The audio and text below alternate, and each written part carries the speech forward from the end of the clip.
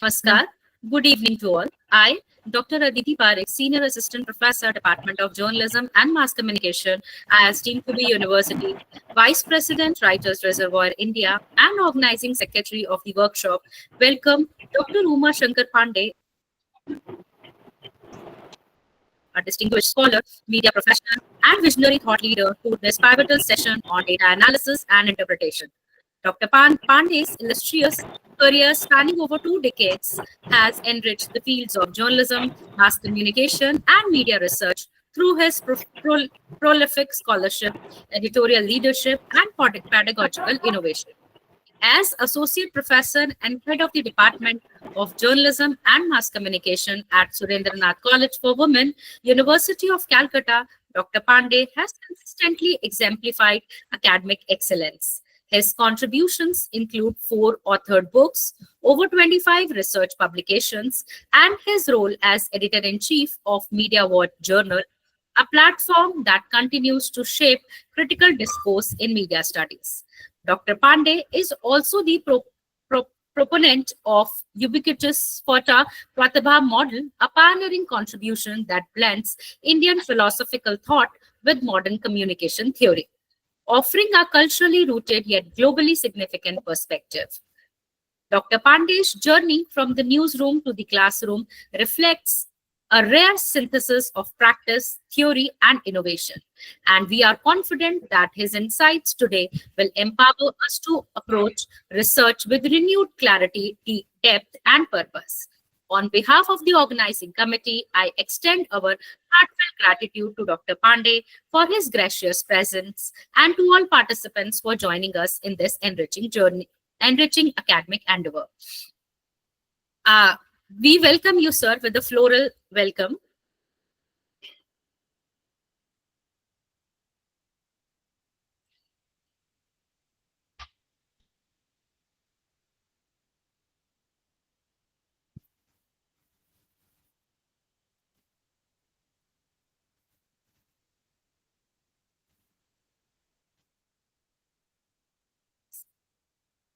Sir, a small token from our side.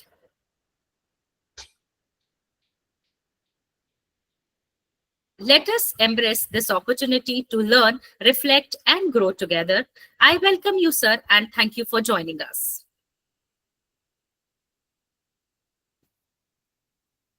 So the floral thing is coming or it has gone? Did I miss it? Sir, it is on the screen. Sir, it is visible on the screen. Unfortunately, I can't see it. Now I can. Yeah, I can see that wonderful bouquet. Thank you so much. We welcome you, sir. Yeah. Thank you so much. I was told we had around, so why come, on the side of the screen? Yeah, it's fine. So I was told there are around 70 participants. Is everyone here or are we expecting others to join? Am I audible? Yes, sir, you are audible. Sir, the participants are joining slowly. So you want me to just start right straight away? Yes, sir, because as the time has already time limited gone. So yes, sir, it's already 6:38. Right. So welcome, friends. I mean, I think they are all able to unmute themselves and respond. Is it right? Yes, sir, they can unmute themselves. And they can respond, right? So that's the point. Very good. Yes, sir. Right.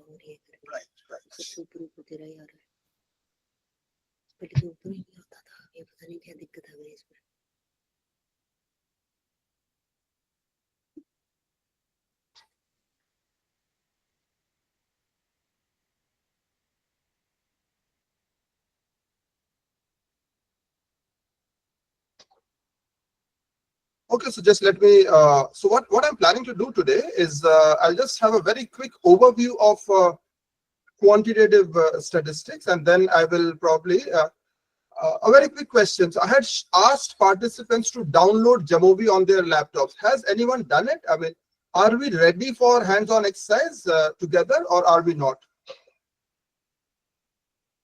Can participants kindly, update me? Yes, sir. Downloaded. Yes, sir. How many of you can you just raise your hands and let me know how many of you walk along? Jyotish, Rajeshri, and Camps Punjab.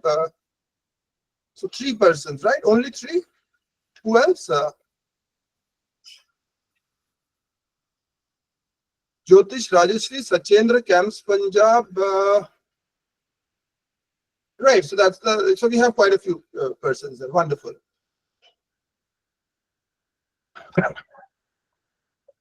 Thank you so much. So I want you to respond as I go along, because as you understand, it will be very difficult if I just keep on saying, and it's such a pleasure being on the same panel as Bhanavaji, because the entire credit for this goes to Bhanavaji, and he's one person. When he makes a phone call, I know that it is something very interesting and something very, very useful for everyone. So we look up to Bhanavaji for so many things. Thank you, sir, for organizing this. So am I supposed to speak in English all the time, or you want me to speak bilingual? Because if I speak Bangla, only Rajeshri, Jyotish, some people will understand. So I'm not going to speak in Bangla here. Both the language. Okay. So very quickly, so what is your idea of quantitative statistics? What is your idea of quantitative statistics? What do we do in quantitative statistics?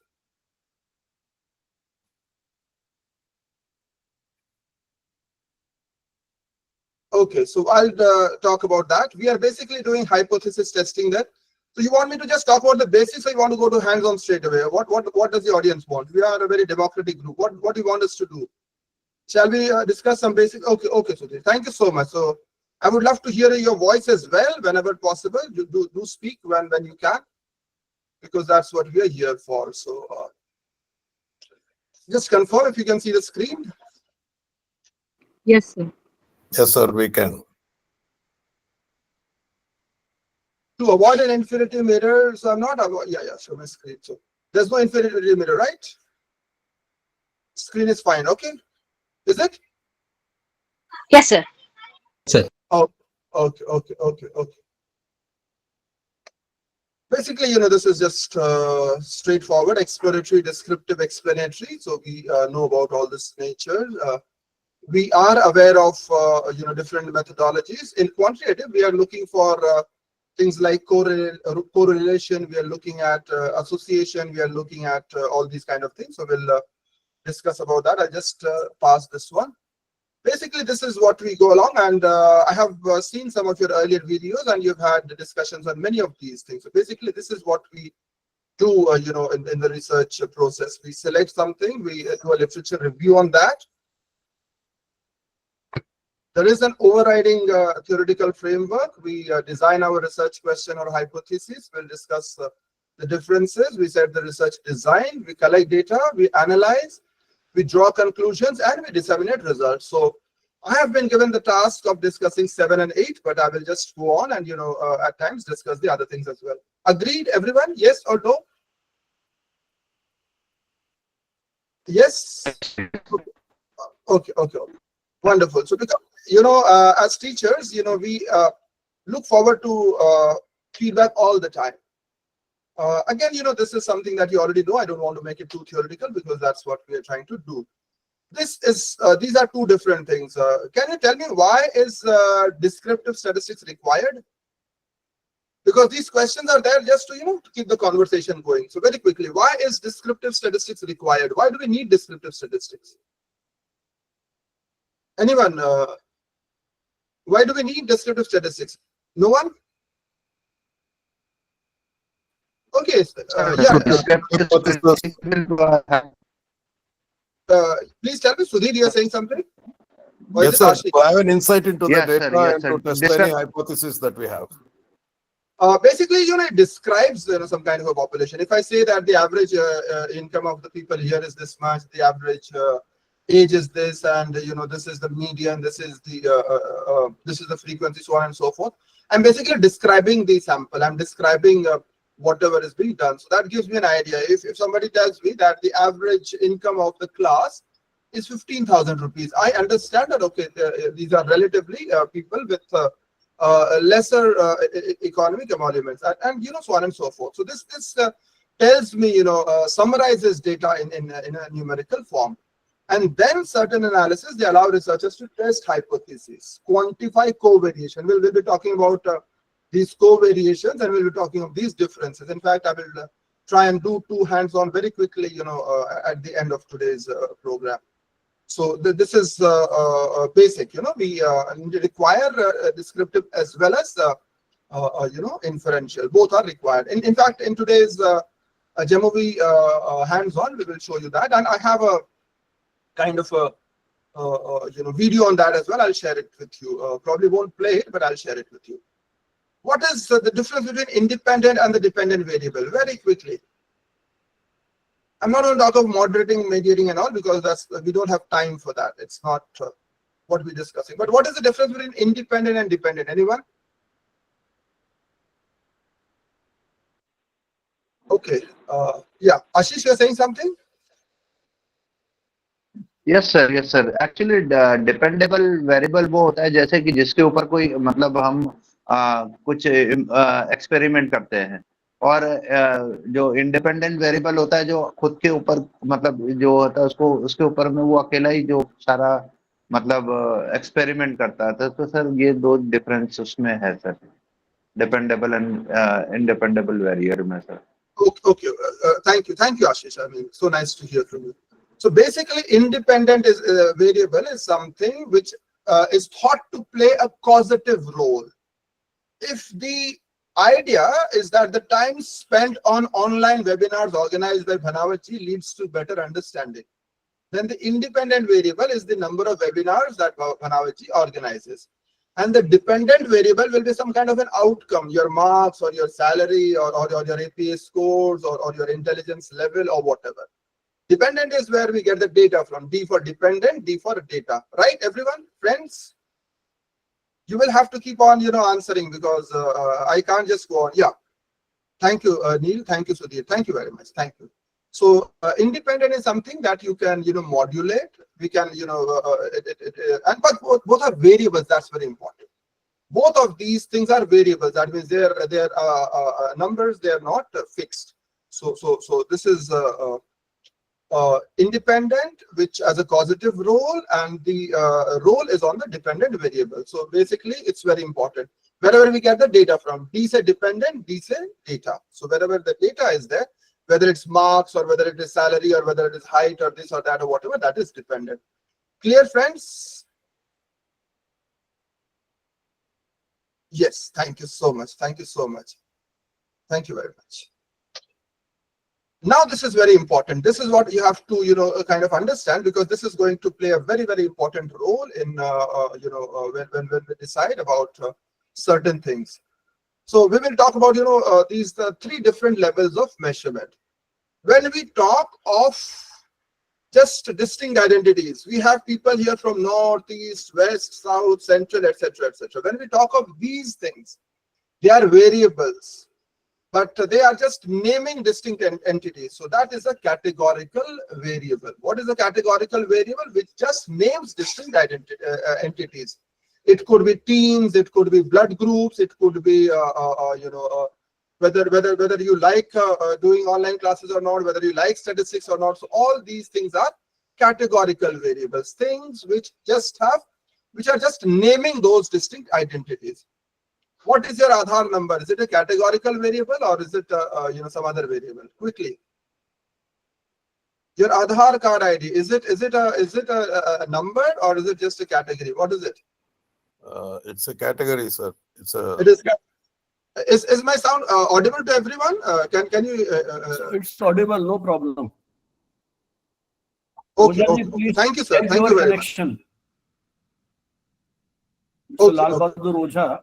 So it's Haji. So basically, categories, they can be put by numbers also. So somebody has a number on the back of their, jersey. That does not mean that somebody who's having number 1 is lesser than somebody who's having 999 on their jersey. They are just, different ways of naming it. So if a categorical variable is of only 2 types, they're important because all the tests that we do is based on this distinction. This distinction is very, very important. And in fact, I'll tell you in the second half of today's presentation why we are talking about Jamovi and why not SPSS. I'll make that very clear as I go along. But I require, friends, you to have lots and lots of questions as I go along. That's very, very important. If the categorical variable is only of two, if it has only two distinct types, male or female, yes or no, north or south, only if it is only two types, then it is known as a binary variable. So categorical variables, it can be written in terms of numbers. So that's a different thing, and it can also be,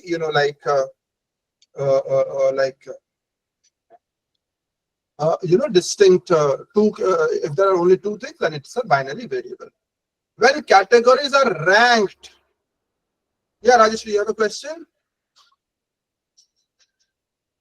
Rajeshri, your hand is raised up. You have a question? Are you there? No.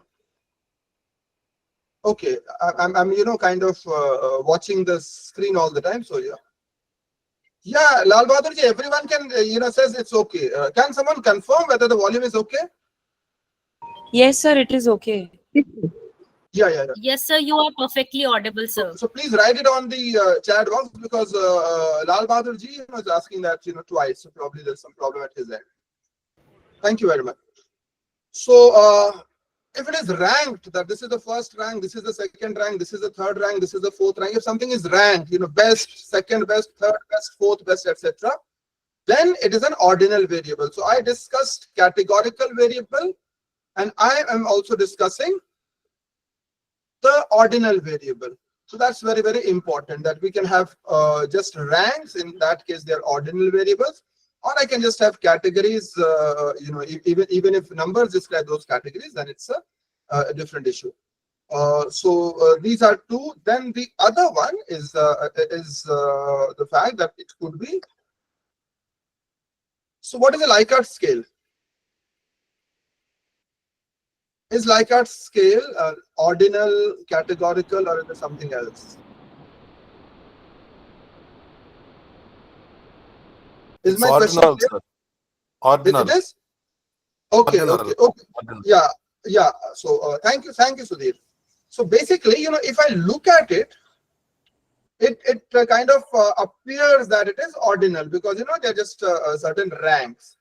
But here, that's the point, and that's why we are discussing this, is that we are assuming, and listen to me carefully, we are assuming that the distance between strongly disagree and disagree, the distance between strongly disagree and disagree is the same as the distance between disagree and neither disagree, and between neither disagree and agree, and between agree and strongly agree. So we are assuming that the distance is similar, that they are equidistant. Why do we make that assumption? When we make that assumption, I'm able to treat it not as an ordinal variable, but as a numerical variable, or as a number, as an integer. Am I clear, friends? We are treating this not as an ordinal variable, we are treating this as a number. And why are we treating this as a number? We are treating this as a number because if I treat this as number, I'm able to quantify beliefs, attitudes, and all these things into numbers. And that is the point. How do you quantify your belief or your attitude or your knowledge or these kind of things into numbers? So that is why when we talk of the Likert scale, you must remember that we are treating them as numbers. We are treating them as a numerical variable. We are not treating them as an ordinal variable. Ordinal, generally the distance between the first and second, and between second and third might not be the same. The person who got the first rank might have got 90 marks. The person who got the second rank might have got 88 marks. The person who got the third rank might have got 47 marks. So there the distance between the ranks is probably not the same. But when we talk of numbers, the difference between 1 and 2 and between 5,000 and 5,001 is the same. Am I clear, or am I going too fast? Okay, thank you. Thank you, friends. Thank you very much. So there's a lot of non-verbal communication going on, but I do understand. That's the point. So this is it. So when we are talking of numerical variables, we call them, the SPSS calls it interval. That's why I put it interval here on the thing. So different thing. We will just see what Jamovi calls it. But we must understand that if it is a numerical variable, then certain things come into play. If it is an ordinal variable, then I can do certain tests. If it is a categorical variable, then I can do certain tests like chi-square. I can, you know, I'll probably show you chi-square today, maybe if possible at the end today. So is this part clear, friends, about what is a categorical variable, what is an ordinal variable, and what is a interval variable? Is that clear, friends? Everyone? Everyone Yes, here? sir. Okay, wonderful. Yes, sir. Thank you. Thank you so much. Thank you very much. So that means we are on path. So this kind of is now where we are going to talk about some important things, basically standard deviation and variation and variance and all these kind of things. I'm sure you have heard about all that. The idea today is to demystify some of these things, to make these things less mystical than they appear normally. So basically, what is standard deviation? Anyone? You know, when we ask these questions, this is just to have a conversation. We are all colleagues, you know, we are all in the teaching profession, or many of you are, you know, research scholars. So we are all on the same boat. So it's not a question of, you know, asking questions just to find out something, but it's just to keep a conversation going. So anyone, what is standard deviation? So the degree of any variable or any data point that is away from the actual mean or the bell curve, the actual the average sample value. So that determines the it is valued by standard deviation. Okay, wonderful. So all these things will have certain meaning, and I'll explain that. Anyway, so that's very simple. So if you know, if I have a long standard deviation, that means it is deviating a lot amount from the mean. If the standard deviation is low, everything is closer to the mean. Manjari, you want to say something? Can you mute yourself, Madhu Manjari? Can the host mute her, please?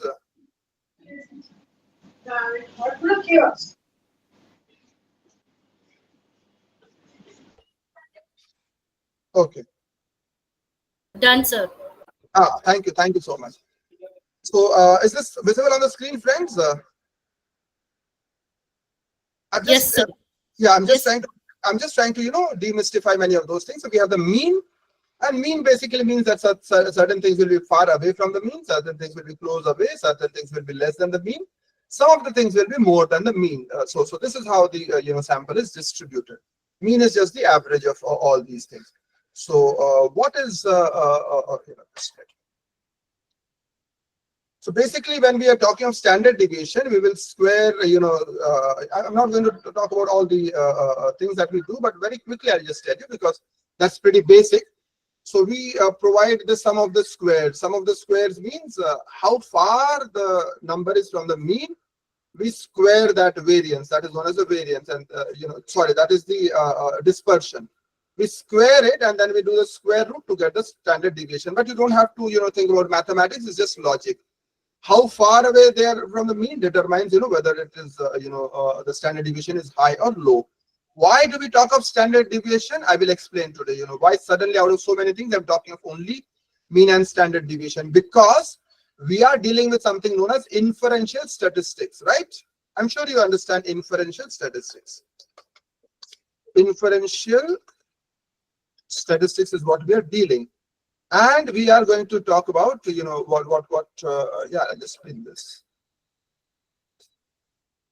So basically, it will allow us to infer a lot of things. As I go along, do ask me, because I'm assuming that many of these things are quite simple. So let me just go through that. Can you see these two things? And I'm sure you understand that one of them is normal and the other is skewed, right? The famous bell curve, which is equally distributed. This is the highest frequency. The tip of the thing is the highest frequency. So both the lower and higher scores are there. Here, if you see that the lower scores are less, the higher scores are more. So this is skewed. We are looking for a normal distribution most of the time.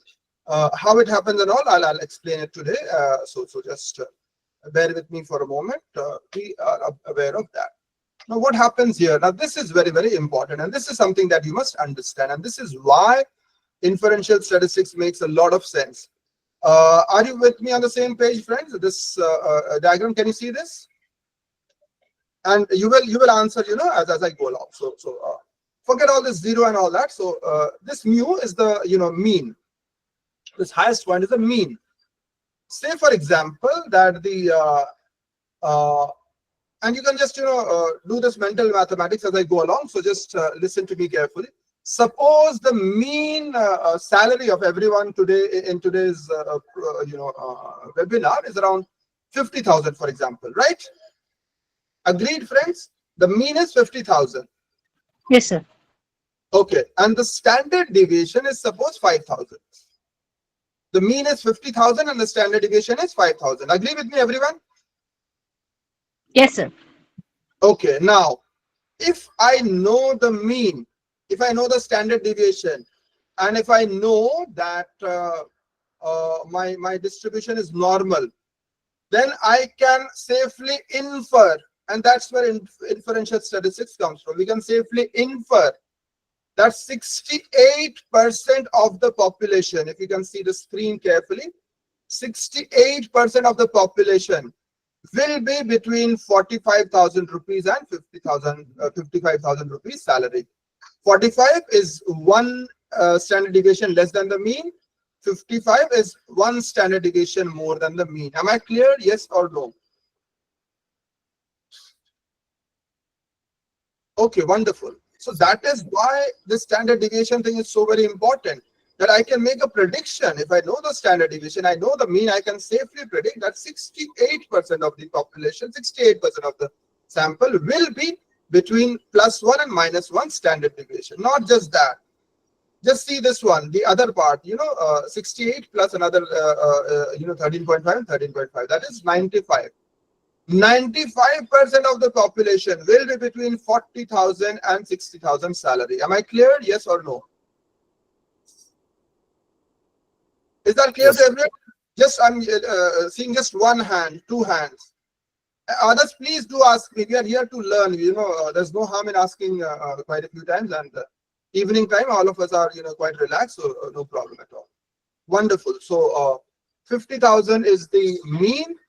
2 standard deviations below the mean is 40,000. 2 standard deviations above the mean is 60,000. So 95% of the population will be between -2 and +2 standard deviation. And that is why standard deviation is important. That is why all the things that we are able to do in statistics is because of some of these magical things that happen with numbers. Now, so it doesn't stop at 95. Just look at the other one. -3 and +3. What it means is that between 35,000 and 65,000. That means 3 standard deviations below the mean and 3 standard deviations above the mean. Between 35,000 and 65,000 salary, there will be 99.7% of the sample will lie between this range. We can safely infer about that.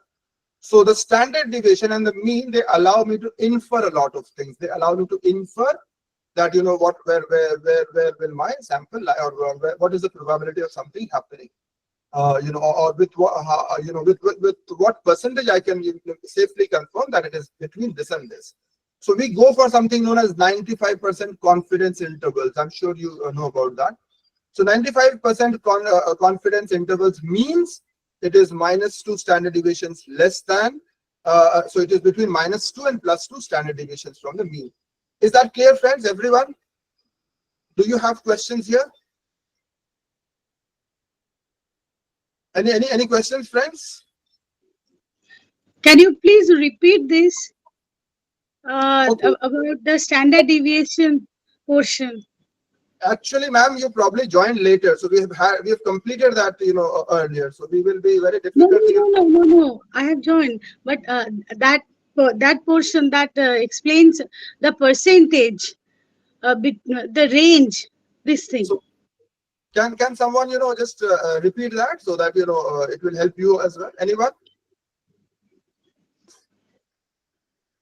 The standard deviation determines the variance, from a particular value. Supposing in this case, sir has taken 5% to be the standard deviation value. So when you look at the center, there is where you can see 0. So if you go to the right, you find 1, and if you go to the left, it is -1. So when we say that there is a 5 standard deviation is 5, then you need to look at the values of 50,000 is the mean salary of all the participants. That's an assumption we are making. So when we say 5, so we need to go towards the left, that is 45,000 this side, and we need to add 5,000 to the 50,000 value. It is 55,000. So between these two values, you will find that roughly around 65% of the population is having the salary range between 45 to 55. So 68, 68, sorry. So as you stretch this towards the standard deviation, if you just stretch it, if you can see the value on the bell curve, the more you go towards the left, you will find more and more people, the population will be. So we say that if you go standard deviation 2, then from 50,000 we go to 40,000, and on the other side you add 10,000, that is 60,000. So you will find more people coming into the bracket. So standard deviation is a measurement to see how much of skewing is there from the actual mean, how far the values are going or how far the population is getting. In this case, it is evenly distributed, so it's very easy. But when you find it in a skewed one, you will find that some of if the people are earning less, then you will find those values here. So Sarah has given us a simple explanation to explain how much of variance from the mean is the center value, how much of deviation is there. So within the 5% it is there, and if you keep on increasing, how much of people are getting added, that determines this concept. I had tried to explain as far as I can, sir. Thank you. So Madhumanjari, are you there? Yes, sir. Thank you. Thank you very much. No, listen to me carefully. I'll give you another example. So for everyone's sake, so just listen to me carefully. So let us assume that the mean age in today's lecture is 30 years, right? Everybody is quite young. So the mean age is 30 years. Yes or no? We are assuming that. So let's assume is that clear? The mean age is 30 years. Wonderful. Let's assume that the standard deviation is 2 years, right? Just do that mental mathematics. The mean is 30 and the standard deviation is 2. You have to keep on telling me yes or no. Otherwise, I won't know whether you're listening or not. Are you there? Yes, sir. No. Yes, sir. Yes, yeah. sir. We all are here. So no, you. I mean, please listen to me. 30,000. I mean, I'm addressing you. So 30 age is the mean. So what is one standard deviation less than 30? 28. Why? Because what is standard deviation? 2. Yes or no? Yes. Okay. So 6. We are saying that this is what the magic is, or this is what statistics is. Statistics tells me 68% of the population will be between -1 and +1 standard deviation for a normal distribution. If it is not a normal distribution, there are ways to look at it. We'll see that later. Between -2 and +2 standard deviation, there will be 95% of the sample, and between -3 and +3 standard deviation will lie the 99.7% of the population. If you see the slide carefully, I've written there 68, 95, 99.7 rule. Is that clear, friends, everyone? Yes, sir. Okay, do ask me these questions. So I'm not going to talk about standard error and all. That might make it okay. Let me just very quickly tell you what the standard error is, because you will come across these terms. So better to talk about it today itself. I'm trying to zoom it a bit. So just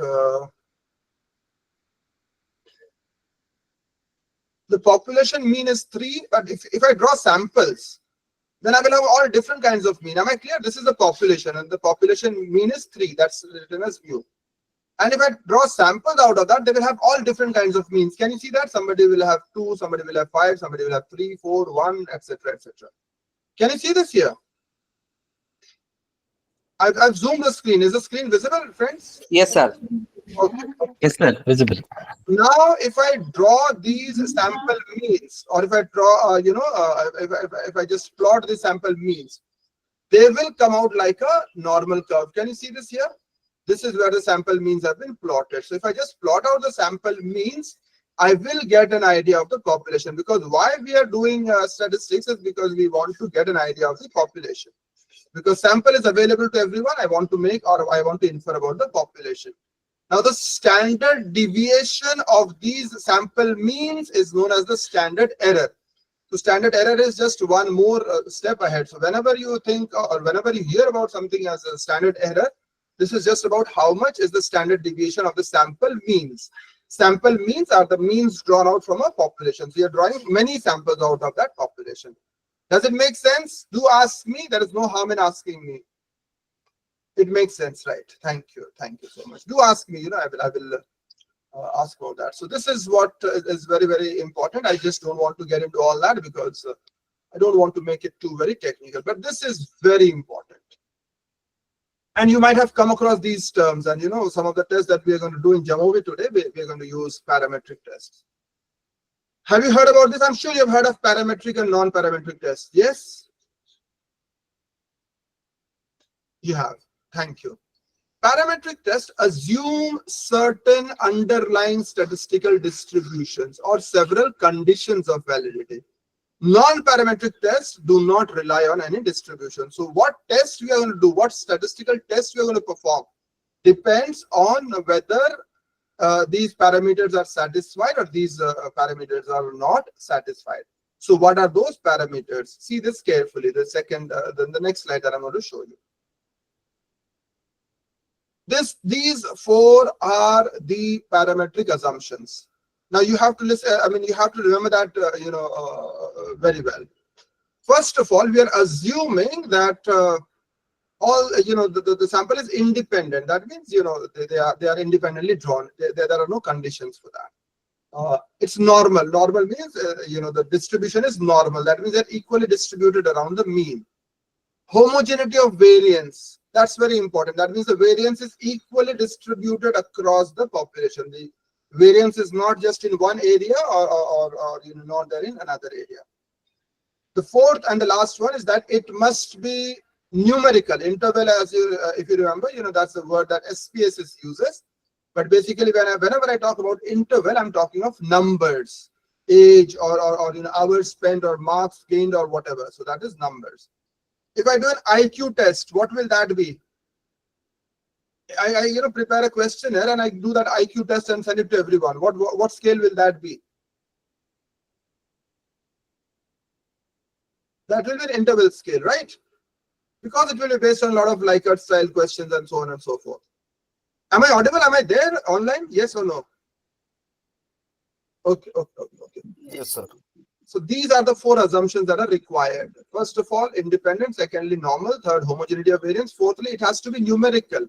If it is not numerical, if you are not dealing with numbers, then I cannot do parametric tests. I will have to go and do non-parametric tests. Agree? Sir, independent means here? Okay, independent means that so just think of probability sampling. What is probability sampling? What is probability sampling? Anyone? Okay, I'll tell you what is probability sampling. In probability sampling, every unit in the population has an equal chance of being selected in the population.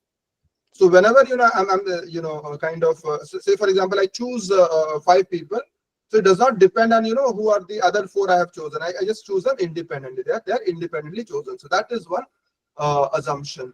There are certain things where we will have paired tests, or certain things we will go back to the same person and ask questions and all. They are differently done. Am I clear? Yes. Yes, sir. And what is probability sampling? Sir, randomization. Yeah. So what does randomization mean? Everyone have the equal chance to select. Every unit has an equal chance of being selected. Chance to get selected. Yes. Right. So every individual has an equal chance of being selected. So that's an independent sample. They are not dependent on any criterion for selection. So apart from your the funneling thing that you do and all, I'm not going to that. Normal, you understand. Homogeneity of variance, you understand. Interval scale, you understand. Am I clear? And this is a very important interview question also. People do ask, what are the conditions for a parametric test? What are parametric tests? You must know about that. Clear, everyone? Yes, sir. Okay. Do respond, because I know it's a very serious group. So, but still, I need to. Okay. Now this is important, because immediately after this, I'll go on to maybe 15-20 minutes more on this, and then we go on to the hands-on one. Hypothesis is a claim or premise that we want to test. I'm not going to get into all the other details, but we generally start with a null hypothesis, right? Yes or no? One of you will have to switch on the microphone and have a conversation. Yes or no? Yes. Sir, yes, sir. We start with a null hypothesis. Null. Why do we start with a null hypothesis? Why are we going around in a roundabout way? Say, for example, if I have to say, for example, if my hypothesis is that scholars who attend more online classes, they score better in their coursework. If that is the hypothesis, right? Yes or no? Yes. Scholars who attend more online quantitative analysis webinars score better in their coursework. That is the hypothesis. That is the research hypothesis. What will be the null hypothesis? There is no relationship between online classes and outcome and the results and the scores. Scores. Wonderful. There is no association between the score and the online class. So why do we start with a null hypothesis? Why not straight away? Why do we have to start with a null hypothesis? We have no idea, because we have done this in our masters, that you should start with null hypothesis. And wonderful. But why do we do that? Why do we do that? That's very important. Because it is based on a scientific principle of falsifiability. Let me explain you what it means. And listen to me carefully. I mean, even if you're doing something else, please listen. This is important. Say, for example, if my hypothesis is that there is a deer in this park here. Am I clear? That in whatever park, wherever you are saying that there is a park somewhere, and the hypothesis is that there is a deer somewhere there. Now you might search and search and search, and you find no deer there, right? D-E-E-R, deer. Agree? I mean, are you with me in the visualization, right? Yes, sir. Yes. But can you safely say that there is no deer in the park? Can you say with a lot of certainty that there is no deer in the park? No. It might be hiding beside somewhere. It is somewhere where you can't see. It might be inside the ground. It might be anywhere. So it is very difficult to falsify that. But think of the other thing. When I say that there is no deer in the park, when I say there is no deer in the park, and if you just locate one, you are able to very, strongly say that, this is wrong. I have just seen a deer. Agree with what I'm telling you? Yes, sir. Yes. When you have to prove that there is no thing, it is easier to prove statistically with numbers and all. But the other thing that we can only be, we can only assume that, it can be correct in the other direction. So this is very, very important. Null hypothesis is something that can be measured. It can be repudiated, or it can be affirmed. Is that clear, everyone? Yes. Yes, sir. Because science works on the idea of falsifiability. If I can falsify certain things, then that is scientific. If it is beyond falsifiability, then it is not scientific. Then it falls some other realm. So we are making certain assumptions, certain epistemological assumptions. So that's where the null hypothesis has a very important role to play, because we can safely reject a null hypothesis within certain conditions. So I'm coming on to the p-values and the type 1 and the type 2 and all that right now. Yes or no, friends?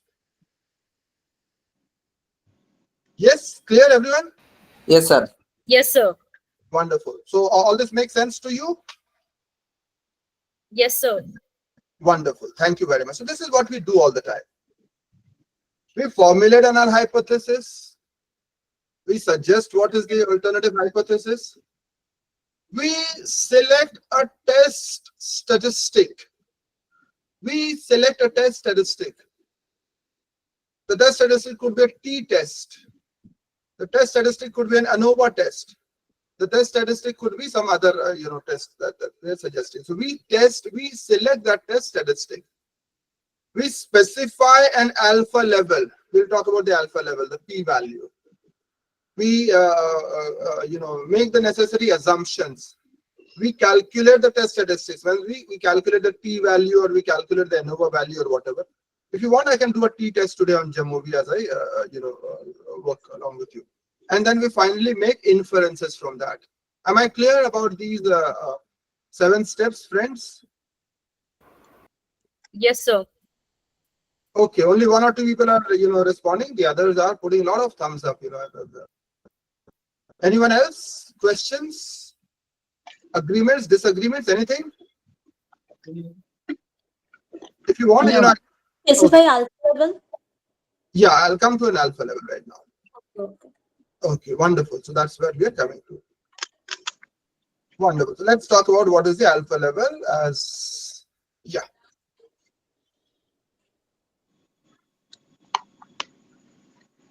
Now we are making a random criterion, and the random criterion is generally 0.05 or 5%.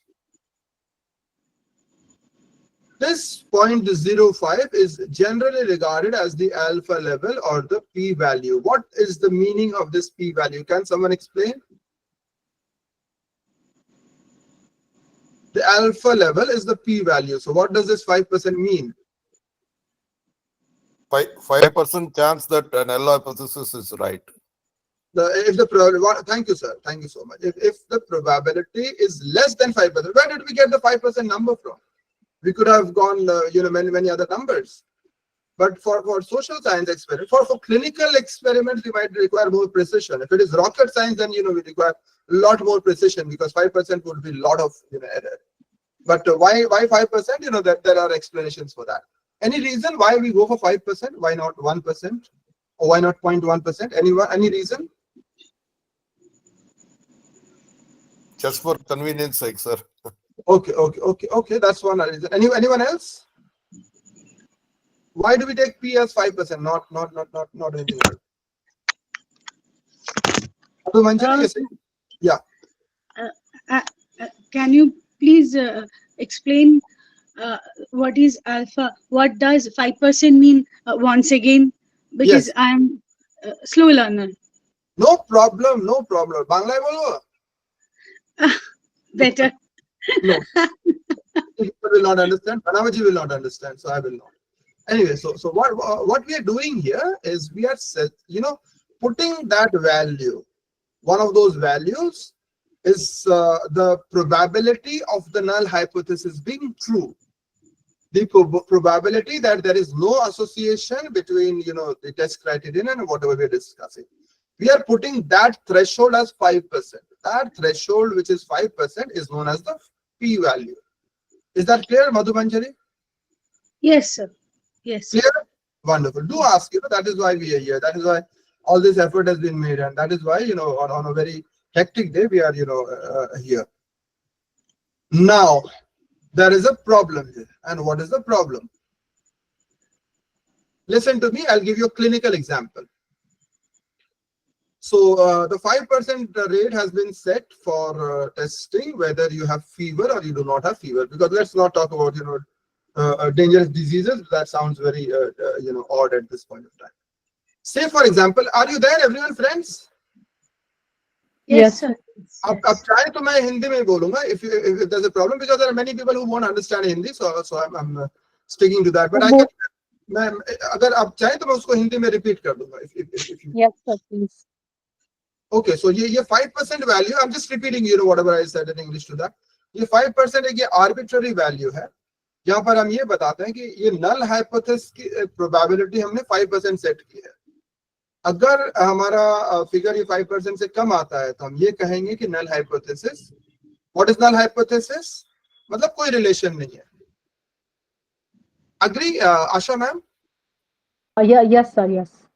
So null hypothesis means that there is no relation, and we are putting that as 5%. अगर ये value हमारा जो calculate software करेगा, हमें नहीं करना.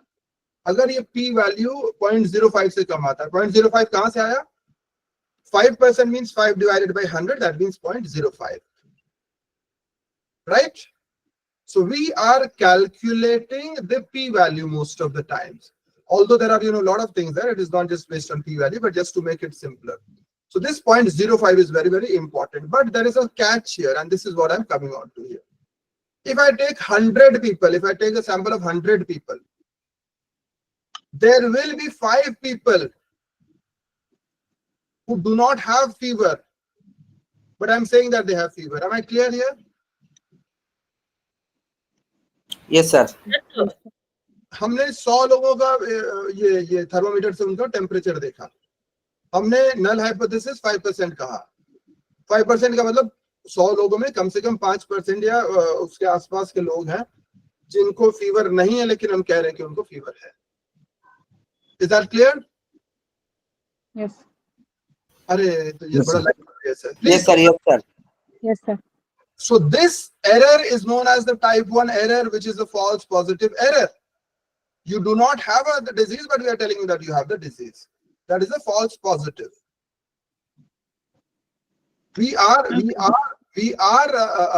kind of rejecting the null hypothesis when the null hypothesis is correct.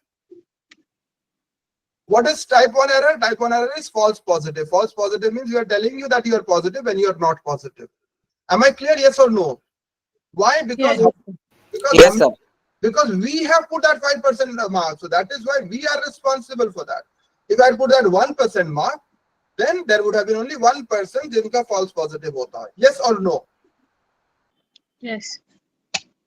All of you are clear? Yes or no? Tell me. I'm dealing with too many Yes, things. sir. Yeah. Yes. Yes. Okay. Jyoti, you suddenly had some, extra energy?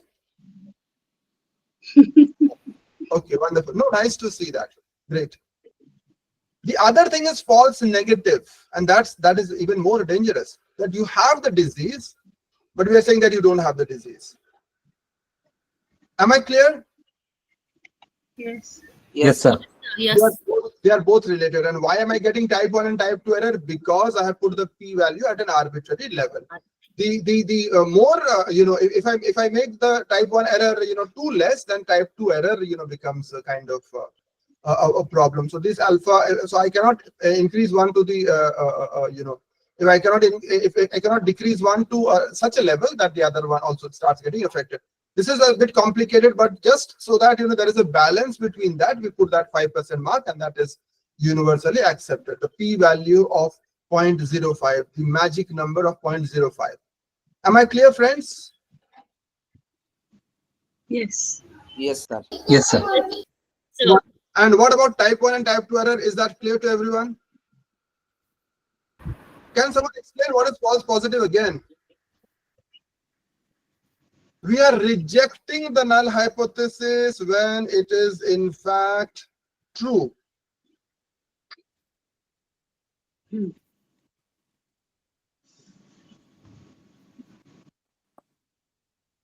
Right? Null hypothesis is true, but we are rejecting it. Null hypothesis is true means there is no fever, but we are saying that no, they have fever. So that is a false positive. We are not rejecting the null hypothesis when the null hypothesis is false. That's the type 2 error. That is the false negative error, or this one. False negative, the beta type 2 error, type 1 false positive. आई बात समझ में? Yes or no? Yes. Yes, sir. yes, sir. Okay. Yes, sir. Okay.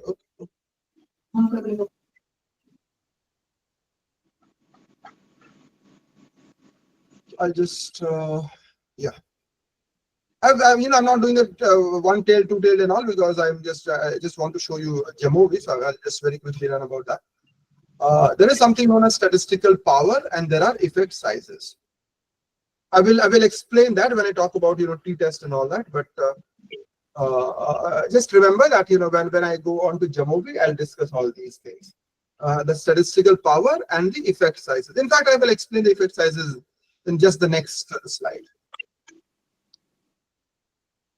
What is a t-test, friends? What is a t-test? Anyone?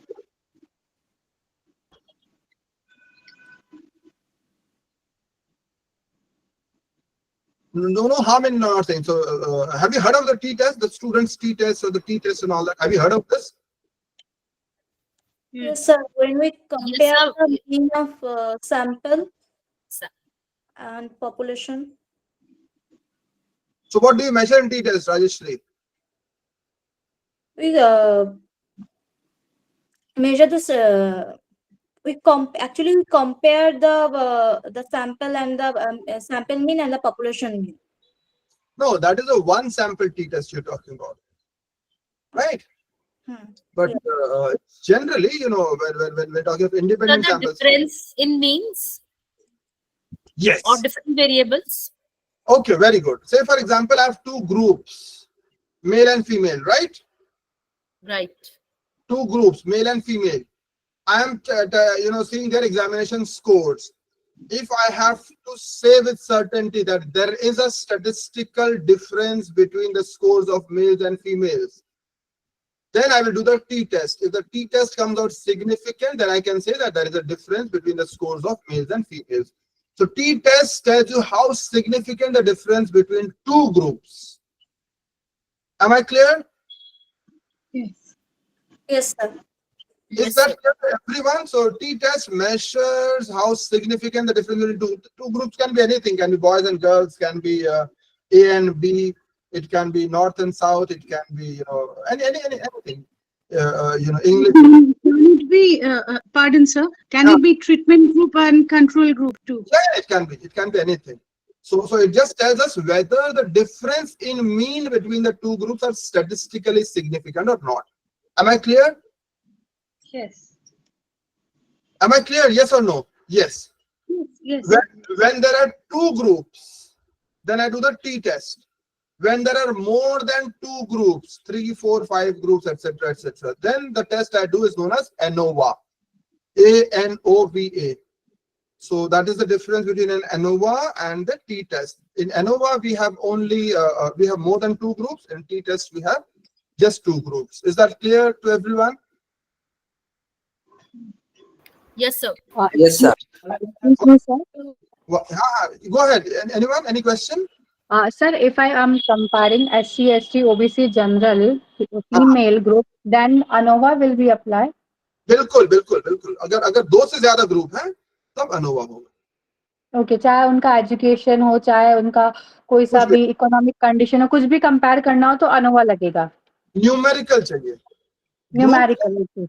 Groups are categorical. Groups means you're saying that they are Rajasthan, Bengal, and Gujarat, for example. The groups are categorical, but the dependent variable has to be numerical. उनके marks क्या है, उनके height क्या है, उनका income क्या है, वगैरह वगैरह. Am I clear? Okay, sir. So when there are only two groups, I do the t-test. When there are more than two groups, I do the ANOVA test. Right? Yes, sir. Wonderful. Just very quickly, I'll just show you because I have correlation. So basically, abhi humne jo discuss kiya, this was about the difference. The other thing is about correlation. What do we do in correlation? We are, so basically, covariance is the measure we are doing. That dono ek saath covary kar rahe hain. If one increases, the other is also increasing. If the one decreases, the other is also decreasing. That is the basic idea of covariance. When I standardize that covariance, it becomes correlation. Now, why am I saying all that? I'm sure all of you know about the R values. Do you? Correlation coefficient. ये पता है या नहीं है? Yes, sir. If the correlation coefficient is +1, what does that mean? There is a strong association between the two variables. Strong association. Very good. That if one increases, the other one increases exactly by the same amount. And -1. So the correlation will be between +1 and -1. Now this correlation coefficient, listen to me carefully. This correlation coefficient, Pearson's correlation coefficient R, this is a measure of effect size. Am I clear about that? Yes, sir. Yes, sir. Effect size. You remember I spoke of effect size and power and all that? Effect size is very important. There might be a correlation, but if the coefficient is very small, if the coefficient is, say, for example, 0.1 or 0.2 or 0.3, then the effect size is very less. Is that clear? Yes. Yes, sir. Yes. So very often we will be discussing about the effect sizes also. So we will be discussing about P, we will be discussing about statistical power at times. Statistical power means the ability of a test to find an effect, whether there is an effect or not. So if the effect is very small, the statistical test must be able to find that out. So we report things like confidence intervals. If you remember, when I was talking about the inferential bell curve and all that, I spoke of 95% confidence interval. You remember that? Yes. Wonderful. So basically, we are going to talk about p-values, we are going to talk about confidence intervals, and we are going to talk about effect sizes. Am I clear, friends? Yes, sir. Wonderful, wonderful. I'm really happy that you are able to understand all these things. Analysis of variance when there is a minimum of 3 rather than 2 groups, so 3 or more.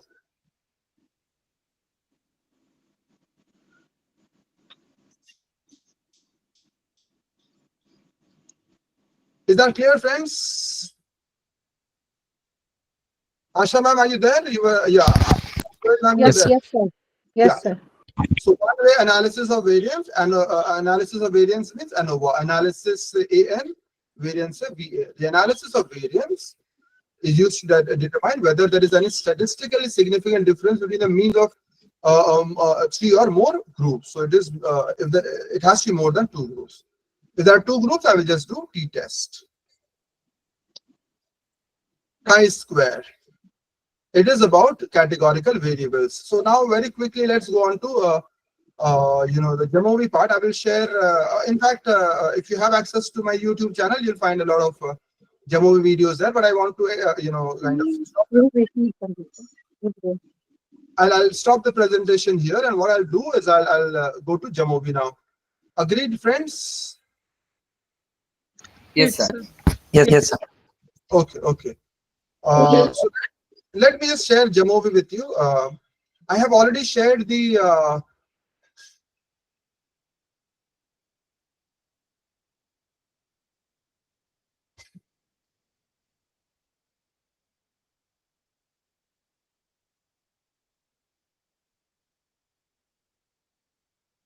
Are you able to see that on the screen? Yes, sir. Yes, sir. Yes, sir. I have already shared the download link with you all. So those of you who have already downloaded that, can you see the screen, something like this here? Can someone, share? Is someone working on a laptop or something? Can you share your screen? Because I want others to know that it's easily done. I have opened Jamovi in my desktop. Cloud. So, no, cloud will not do. Cloud will not do. No, there are no shortcuts. Madam Chakravarti. Sir, I have opened. Who's that? I have opened my laptop. Sir, I am Aditi. Yeah, go ahead, Aditi. Yes, please go ahead. So you share your laptop, and I will ask you what to do. Okay, sir, I'll share. Because then it is easier if someone else is showing that. So because everyone will know that it is easily done, right?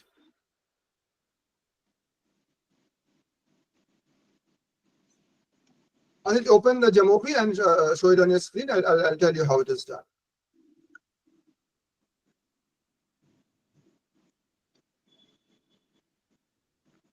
Wonderful.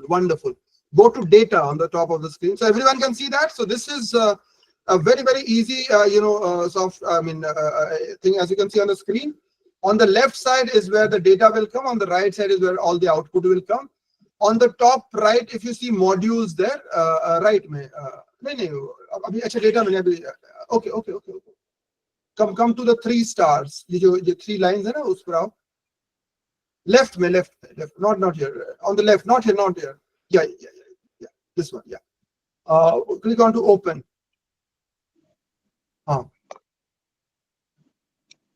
Data library. This PC के नीचे data library है. नहीं, on the left, on your left. Just beneath open, yeah, data library. Yeah. Just open Anderson's iris data.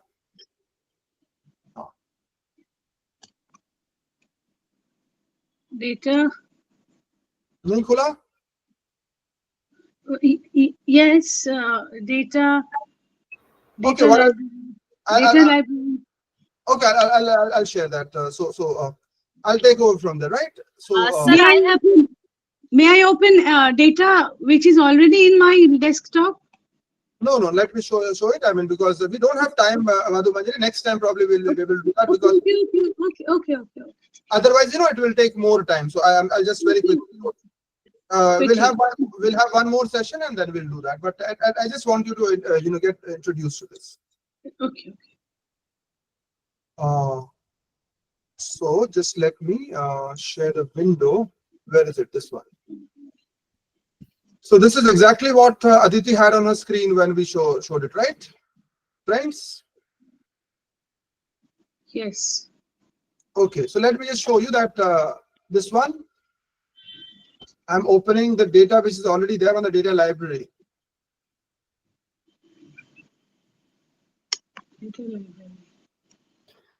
Sir, same problem occurred with me when I tried to open the Anderson's data. It ended the screen sharing. No, automatically. Okay, so I'll share the screen again. Uh, That comes onto a different window, right? So let me share it. Is it clear now? yes. Yes, sir. Yes. Okay. So I'll very quickly show you, what are the things that we can do. What I'll also do is I'll just share another thing. Let me just. No, I don't want picture in picture. Just let me.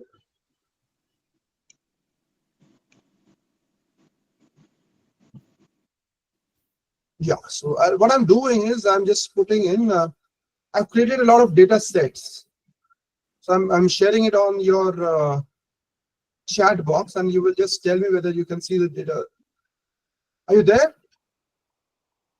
Yes, sir. Okay. So on your chat box, I have provided you a link to data sets. Are you able to open that? Anyone can confirm that? Madhu Manjari or anyone else? No, it is still in the cloud. No. On the chat box, I have provided. Yes. Specimen. Yes, sir. T-test. Just click the link. T-test. There are many things, not just t-test. There are many things there. Anyway, so I'll use some of those, maybe one to do t-test. But before that, I just want to show you how it works. This is the screen. Is the screen visible to everyone? Or you want me to zoom it or something? Yes, sir. I have. You want me to zoom it? Visible, Yes, sir. sir. Please zoom it, sir. Okay. Let me see whether it is possible. Yeah. Is it available now? Is the zoom visible? Yes, sir. Yes, sir. Okay. Exploration, t-test. Exploration, test, ANOVA, regression, frequency, etc. On the right side, we can add modules there. We can add something which is already not there. We can do that as well. So this is what the data looks like. It is here on the thing. Yes. Okay. I can go for descriptives. So just here, if I go on to descriptives, and I just want to see, say, for example, on the right side, there is nothing because I haven't chosen anything yet. If I want to, look for simple length, I can see that they're telling me about the descriptives. They're showing me that there are 150, the mean, the median, the standard deviation, minimum, maximum, the simple things, right? I can split it by species. Then I can see that, there are 3 species, what is their, all these descriptives I can see there. Is it visible on your screen, friends? Is it visible on the screen, yes or no? Yes, sir. Yes, sir. It is Yes, sir. visible. Yes, Visible, sir. sir. Okay. Can you see this part of the screen that I'm only showing n, missing, mean, and median? But if there are other things that I want to add, I just click over here, and I'll be able to see it on the. I'm being able to see kurtosis, skewness, and all those things. I can see it over here. Similarly, I can even look at the plots. I can draw histograms, I can draw QQ plots, I can draw box plots, I can draw bar plots, and I will be able to see all those things here.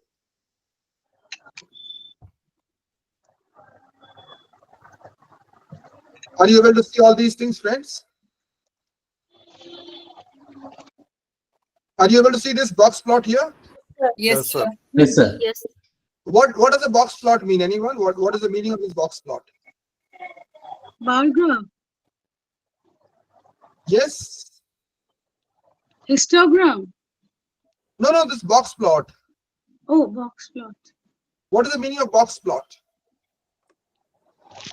So this horizontal line, this is the mean line. So this is the horizontal line, this is the mean line, and these are four things, the four quadrants. 1, 2, 3, 4. The two vertical lines are the two quadrants, and these two horizontal things are two quadrants. This helps me identify outliers. Can you see this outlier here, 107? Virginia, can Yes, you sir. see it? Yes, sir. So the box plot helps me identify outliers. What is an outlier? Something that is in the far stretches of the bell curve. It is beyond the mean and all that. So all these statistical, very simple, descriptive statistics, I can do everything, with Jamovi. So what I did was, I'll just show you again. I had all this data. So you remember that, right? I just had this data. What was the data?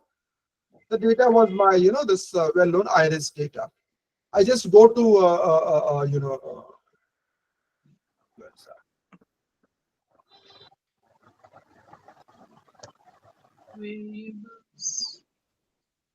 I just go to exploration, I go to descriptives, and I get all these simple things over there, and I can get all these different kind of things, and I can make all these inferences out of that. Is that clear, friends, everyone? Yes. Yes, sir. What is clear that if I have any data, and here I can get in data, so this is the sample data which was there. I can get in the data from anywhere. I can open, and I can open it wherever it is there on my PC. So what I'll do is I'll download some R data, and I'll try and do that t-test data. So where will I download the t-test data from? I will download it from my own website. So I shared this one to you just now. Can you see this here? Can you see Yes, this? sir. We can. Okay, so all this thing, all these things are kind of they're downloadable, they're clickable. T-test, pair t-test, ANOVA, repeated ANOVA, simple exploratory factor analysis, and all that. Time series and chi-square and all that. These are data sets. So I use that, for to demonstrate all these different things. Today I have time to just demonstrate one, so I'll just demonstrate t-test to you, right? So what I do is I click onto that, and then if you see on the right side of the screen, it has been downloaded as a CSV file. You can also download it on your file, the ones who are working along. So you can, are you able to download that on your system, everyone? Yes, sir. Yes, sir. It is downloadable. Yes, sir. Right? Yes, sir. Downloadable. It is downloadable. Wonderful. So let's now open it. Open what? It on my downloads. I just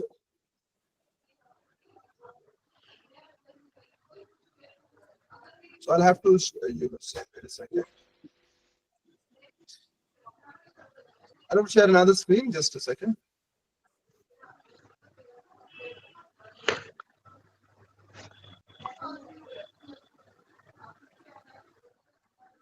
Sir, I have a question. Wait a second. I'll just come. Wait. Let me just open that, and I'll come to you straight away. Just give me a moment. So see this. Are you able to see that on your screen? This is a very, very simple, kind of a data set that is used to demonstrate t-test. If you have been able to see that on your own screen, can you describe what this is about? किसी ने download किया अपने screen पर? Yes, sir. So there are 60 samples here, and they are divided between two groups, between group A and between group B. And there is an examination score here, right? You want me to zoom it again? Yes.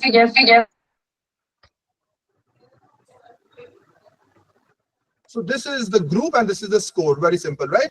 Group is categorical and the score is scale. How do I know it is categorical? If I double click onto this group, I can see that, you know, the measure type is nominal here.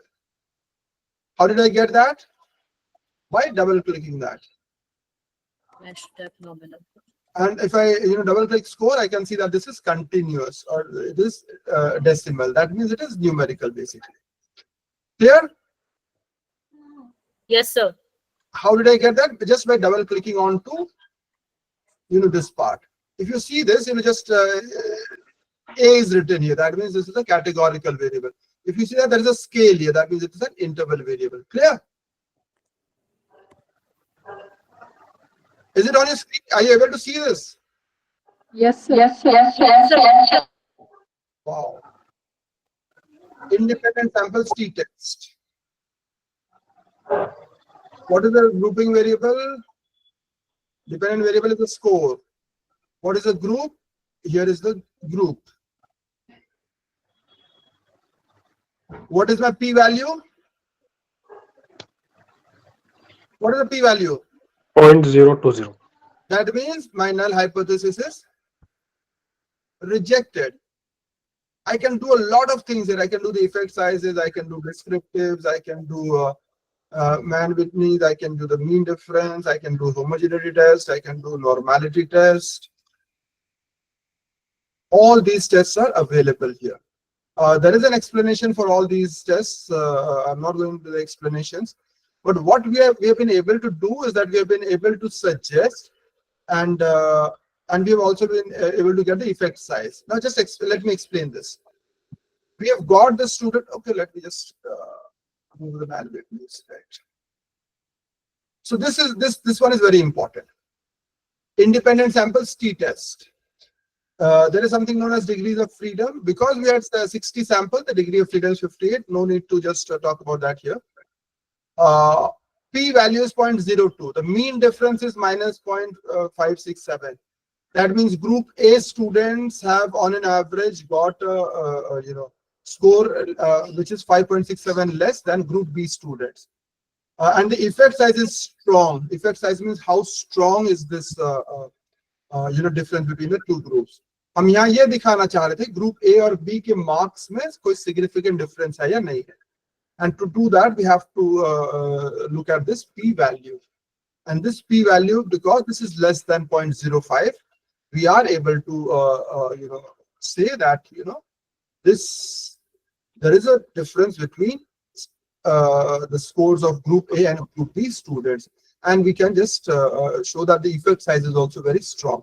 It's not just the difference, the effect size is almost 61%, 62%, 0.61, and this is the Cohen's d, which is about the strength of that. These are the assumption tests. I'm not going to go to all that. Group A, the mean is 68.1. Group B, the mean is 73.8. That is group A students. So group A could be male, group B could be females or whatever. Males are getting less than females. And how are we able to prove that? We have been able to prove that by the t-test. Is it something very difficult? Tell me.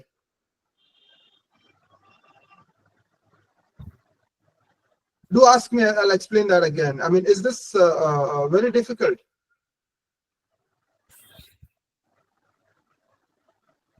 Are you there, friends? Yes, sir. You want me to repeat it again? You want me to repeat this test again? Yes, sir. Okay. So let me just repeat this. Do ask me, because I will never not know, you know. So what we basically did was that, you know,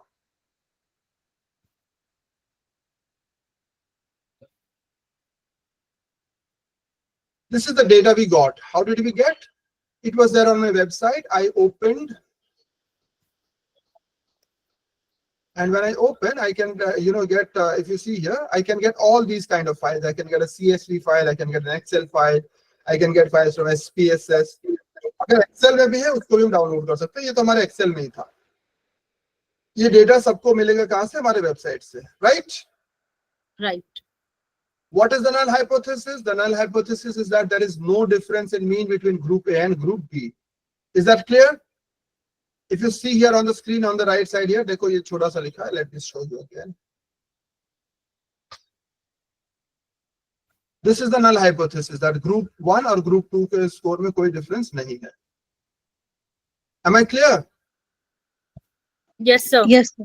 Yes. Oh, if I have to disprove that, what do I have to do? I have to do the t-test. Where do I do the t-test? I go to analysis. There is t-test. There is independent samples t-test. जहाँ पर मुझे dependent variable डालना है. If you see this here, can you see this on the screen? Dependent variables के नीचे में ये scale. Yes, sir. So what does that mean? This means that the dependent variable has to be a number, something that you can measure. So the score is the dependent variable.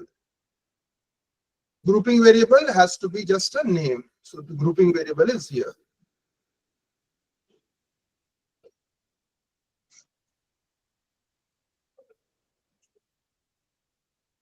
Can you see this here, the screen here? This Yes, part, sir. white part. Just see that. What is it telling me? That the p-value is 0.02. That means the null hypothesis has been proved to be wrong. Yes or no? Yes, sir, it is rejected. Yes, sir. Null hypothesis is rejected. I want to see the effect size. Can you see on the left side of the screen effect size? Yes, Can you sir. see? So if I click on the effect size here, I can see the coherence tree coming up on the screen here. Is that clear? Forget everything I just see here. So null hypothesis is rejected, and not just rejected, the effect size is big. Why big? Because just like the R value, this is more than 0.5. Sir, what is the significance of the minus value, sir? Yes, the minus value means, thank you, that's a very good question. The minus value means, what is my reference group? Group A. So the score of group A is less than that of score of group B. If my reference is group B, then it will be plus. It is just the direction. Am I clear? Yes, sir. It means that the score of group A is less than that of group B. And how much less? I can just look at the mean difference. And I can see that the mean difference is minus 0.567. So the more tests I add on the left, the more examples I will get here. Now, one easy way of inferring that, although this is a shortcut, but just let me tell you. Are you there, friends? Are you all there? Yes, sir. Yes, sir. Sir. What you can do, and this is something that you have to do with you can just copy this. This is something that you can copy. You can copy this table. You can export this or whatever. You can copy this table, and you can put it on Chat GPT and ask that explain this or write this down in the APA format. That is not unethical, because you're just asking asking Chat GPT to do something which you've already done, just to do that routine work. It will write that down in an APA format. Am I clear? Yes, sir. Yes, sir. Did you get my point? You just click and copy this result, and you will ask ChatGPT to explain this inference in APA format, and etc. etc. You know how to put the prompts and all. So Jamovi is a very simple but a very, very powerful software, because it works on R. Behind the screen, R is working there. So I just wanted to demonstrate this, and I wanted to demystify a lot of statistical analysis. I have tried to complete a lot of things in this 1.5 hour session. Thank you for being such wonderful participants. Open. So one simple question, sir. Is there any limitation on the number of values and the data points for this analysis? This particular tool, yeah. No. There's no. I mean, it is based on R. It is working on the R computation at the back end. So this is very powerful. You can have thousands of rows. It doesn't. It won't matter. In fact, if you know R programming, it can give you scripts also. But I don't want to scare you with too many technical details. But this is very powerful. They keep on updating. There are lots and lots of modules, and I do a lot of these 2 or 3 day sessions. I recently did that with scholars in Central University, and I keep doing it at different places because this is much easier than SPSS. It is available to everyone. The analysis is easy. The output is very easily copyable. And in fact, this has been designed by former SPSS employees. I have done a number of videos on that. Let me just share you one or two. Are you aware of there is that if you search for youtube.com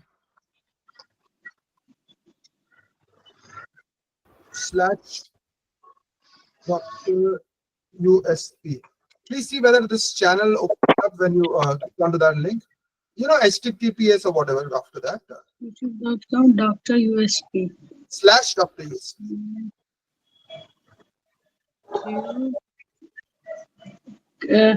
Can you please share it again? YouTube.com/ Yes, sir. It is not showing in a link format. No, you can. I mean, have to add HTTPS or whatever. Okay, sir.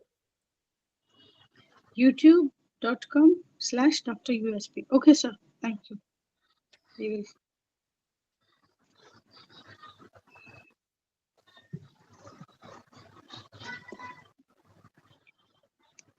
Is it? See if the link is now. Can you open that link?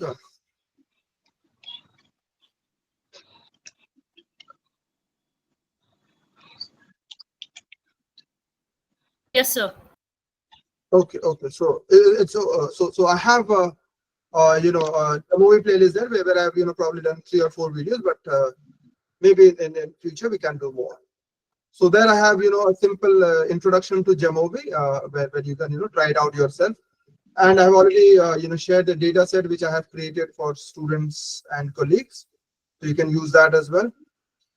Any further questions?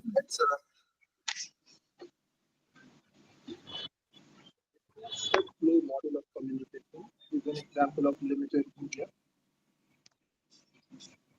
Yeah, Madhu Manjari, you could, you're playing that. Can Wonderful. we see the one example of ANOVA?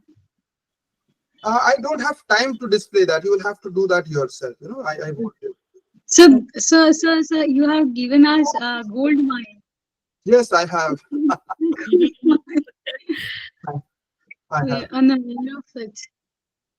Yeah, Thank so you very much. ANOVA also, just download it from my, website. Whose question was that? Asha Raj Purohit. You just need to download that, open it on Jamovi, and do that one simple test, and you will do that. Okay. Thank Because you, I just don't want to rush through that. There are hundreds of tests you can do that, but it's just not you can do it all by yourself. This is so simple. Okay, sir. So can we connect through email? That is a bit dicey, but you can always send. I'll try and if there is anything all those things I put it on my YouTube channel. You can get it there. So you can send me an email. I'm putting it on the screen. You can send me an email, but if there's anything specific, I'll be able to respond. But I hope you understand, right?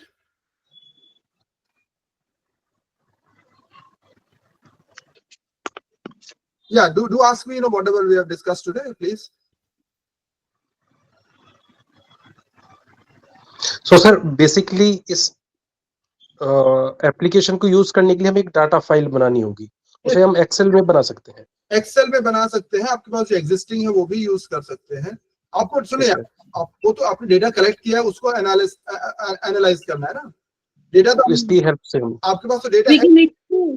We can export also. Yeah, you can export that also. But what I'm saying is that you have a research data. You have some data, and you are trying to analyze that. So you would have done it on SPSS. I am saying that this is a free tool that all of you can use it instead of because SPSS might not be available to many of us, right?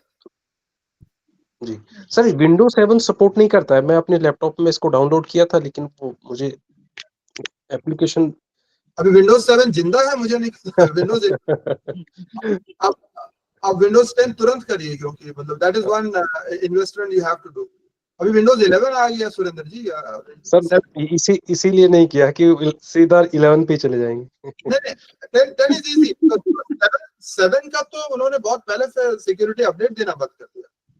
जी नहीं So, sir अभी उसकी date announce किया है sir, that is 15th अक्टूबर 2025 को Windows 7, Windows 8.1 और Windows 10 तीनों एक साथ एक्सपायर हो जाएंगे।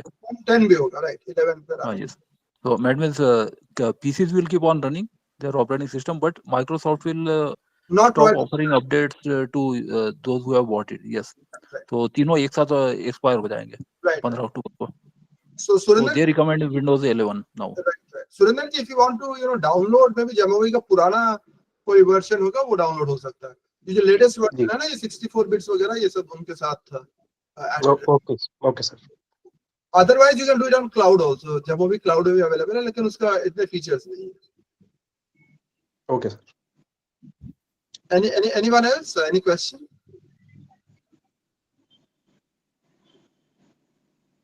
Bhanaji is there? Sir, I think this is a very useful tool, and the data that is generated can also be fed into business intelligence from Microsoft BI and others to get very rich visualization. Yeah. And anything, but this itself is so very powerful, and there are so many modules that you can do structural equation modeling, you can do time series, you can do discriminant analysis, you can do regression, you can even do machine learning applications. So there are many modules there. So this is just introduced you to in fact many people think that I should have been introduced to this earlier, because it's so easier. Because when you go to the SPSS interface, for example, it is very scary at times, and you don't know what is happening. So that's why I think this is more simple. This is more user friendly.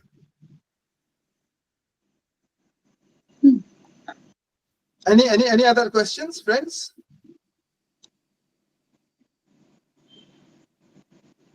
Sir, I think there are no more questions. Bhanavat sir, are you there? Can someone just call him up? I mean, if he's not there, because or do you? आपने बहुत ही बढ़िया तरीके sir, मुझे लगता है ये message है हमारे उन साथियों को जो इस समय इंडस्ट्री में काम कर रहे हैं, क्योंकि पांडे जी ने बहुत लंबे समय तक, मेरे ख्याल 5-6 साल तक एशियन एज में काम किया, उसके बाद ये एकेडमिक्स में आए, और मेरा तो करीब 15 साल का इनके साथ एसोसिएशन है, और बहुत सारे मंचों पे इन्होंने मैं देखा है, और मेरे डिपार्टमेंट में भी बहुत बार आए। जिस तरह से इन्होंने तैयार किए हैं, अपडेट किया है अपने आप को, इन नए जो सारे आपके ये इसमें चेंजेस आ रहे हैं, चाहे रिसर्च का एरिया है चाहे कोई और दूसरे, और इतना आपका इंटरनेशनली ट्रेवल्ड हैं आप, वो जो आपका एक्सपीरियंस एक्सपोजर है, मुझे लगता है ये 1.5-2 घंटे का समय तो उनके लिए बहुत कम है, लेकिन फिर भी आपने एक कम्युनिकेटर, एक टीचर का सबसे बड़ा सफलता यही मानता हूँ कि वो एक प्यास जागृत कर दे अपने पार्टिसिपेंट्स में इस विषय को सीखने के लिए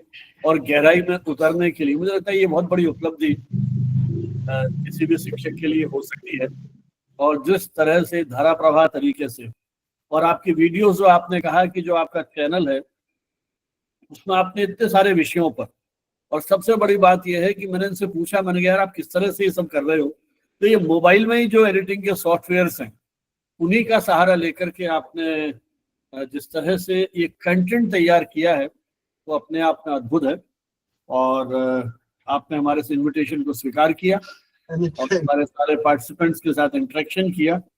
बड़े अधिकार से हम कह सकते हैं उनको, हालांकि इनकी व्यस्तताएं थी, लेकिन फिर भी मैंने कहा कि एक दिन तो आपको निकालना पड़ेगा, तो इन्होंने 4 सितंबर की डेट हमको मिली, और कल शिक्षक दिवस है, हमारे जो भी शिक्षक साथी हैं उन सबको भी अग्रिम शुभकामनाएं, और फिर मैं डॉक्टर अदिति से अनुरोध करूंगा कि वो वोट ऑफ थैंक्स के पहले आज के हमारे इस शाम को यादगार बनाने के लिए 3 सर्टिफिकेट और 3 मेमेंटो वो आपको भेंट करें।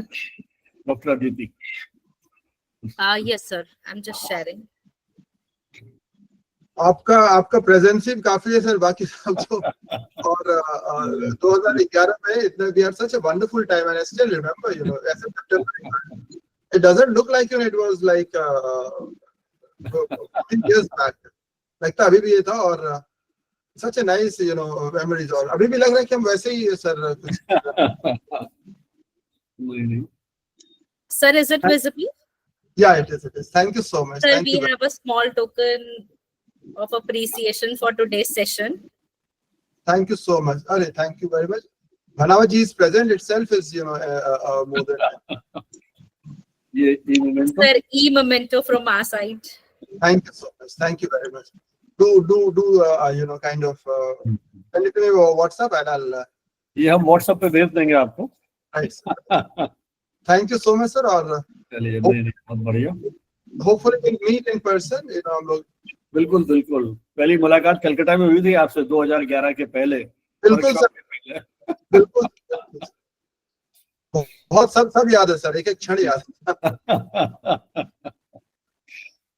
Thank you so much. और जब भी आते हैं बड़ा अच्छा लगेगा सर. बहुत अच्छा लगेगा. Sir, we have a formal thank you note as well from the team, organizing team. On behalf of the organizing team, I extend our heartfelt gratitude to Dr. Shankar Pandey for gracing us with his presence and illuminating this session with his profound insights into data analysis and interpretation. His scholarly depth, pedagogical clarity, and culturally rooted perspectives have truly enriched our academic discourse. As a token, Dr. Shankar Pandey's contributions today have deepened our understanding and broadened our perspectives on research methodology and media analysis. To all participants, thank you for your thoughtful engagement and presence throughout the session. May the insights we have gained today inspire us to pursue excellence, foster inclusivity, and embrace innovation in our academic and professional endeavors. Thank you, sir. Thank you for having me. बहुत बहुत धन्यवाद आपको इस सहयोग के लिए. एक बार और याद आई मुझे, देखिए वेबिनार की सीरीज हमने आपके साथ ही शुरू की थी. पहली बार मैंने आपसे ही पूछा था ये गूगल मीट क्या होती है और कैसे क्या करते हैं. तब आपने फिर वहीं से हमारी यात्रा शुरू हुई. तो आज 2020 कोविड का समय था. हाँ, 2005 साल हो गए ना, वही कह रहा हूँ मैं. हमने 2 अक्टूबर 2020 को शुरू किया था. 2 अक्टूबर आ रहा है. 5 साल की हमारी ये नींद पूरी हो गई है. 177 वेबिनार अब तक कर चुके हैं और इन सारे वर्कशॉप्स में मुझे लगता है करीब 500 एक्सपर्ट्स अलग अलग डिसिप्लिन के हमारे इन वेबिनार्स में और इन वर्कशॉप्स में आ चुके हैं. और बहुत सारे ऐसे पार्टिसिपेंट्स भी हैं जो रेगुलर हमारे इन वेबिनार्स में आए. डॉक्टर दयानंद जो है वो स्कूल टीचिंग में थे और अब एक प्राइवेट यूनिवर्सिटी आपने ज्वाइन की है प्रोफेसर के रूप में, और इतनी किताबें आपने लिखी है जर्नलिज्म को लेकर के. मगर डिफरेंट डिसिप्लिन से और कितने नए लोगों से मिलना इस माध्यम से हुआ है. तो ये एक बहुत बड़ी सफलता है हमारे इस पूरे वैचारिक जो ये अभियान शुरू हमने किया है.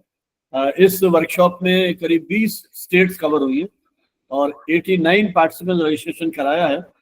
अब हो सकता है कुछ लोग किसी कारण से ज्वाइन नहीं कर पाए हों, लेकिन बहुत अच्छा रेस्पॉन्स जो है हमको सभी जगह से मिला है. चलिए बहुत बहुत धन्यवाद. और बाकी 6:30 बजे फिर पार्टिसिपेंट से मुलाकात होगी. Thank you very much. Thank you so much sir. Thank you sir. बहुत अच्छा लगा.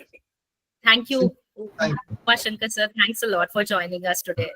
Thank you so much, sir. Thank you, everyone. Thank you. Thank you, sir. Namaskar, sir. Thank you. Thank you, sir. Thank you.